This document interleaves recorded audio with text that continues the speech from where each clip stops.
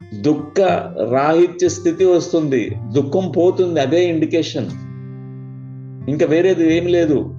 నాకు ఎలా తెలుస్తుంది నేను ఆత్మజ్ఞానం పొందానని, నేను నా ధ్యాన సాధన బాగా చేస్తున్నా ఎలా తెలుస్తుంది?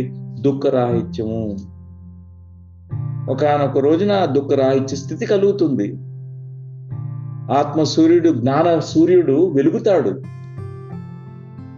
మనలోంచి దివ్య తేజస్సు బయటకు వస్తుంది, దివ్యంగా వెలుగుతాం. ఎంత మహా అద్భుతంగా ఒక ఆత్మజ్ఞానంతో ఉన్న వారు జీవించవచ్చు అంటే ఎంతో అద్భుతంగా జీవించవచ్చు. ఆ జీవన విధానం వేరు. ప్రతి క్షణము ఆనందమే ఆనందం, ఆనందమే ఆనందం. అలాని వాళ్ళు ఈ లోకాన్ని విడిచి, సంసారాన్ని విడిచి ఎక్కడికో పారిపోతారంటే అది కూడా లేదు. మధ్య మార్గంలో ఉంటారు, హాయిగా ఇక్కడే ఉంటారు, కుటుంబంలో ఉంటారు, వాళ్ళ జాబ్స్ చేసుకుంటుంటారు. వాళ్ళు ఏమి బాధ్యతల్ని విస్మరించరు, అన్ని బాధ్యతలను స్వీకరిస్తారు. చక్కగా పొద్దున్నే వేసి ఉప్మా పెసరట్టు తింటారు, హాయిగా అన్నిటినీ ఎంజాయ్ చేస్తుంటారు. ప్రతి ఒక్కటి ఒక ఆనందమే ఆనందం, ఎందుకంటే ఇది ఒక లీల.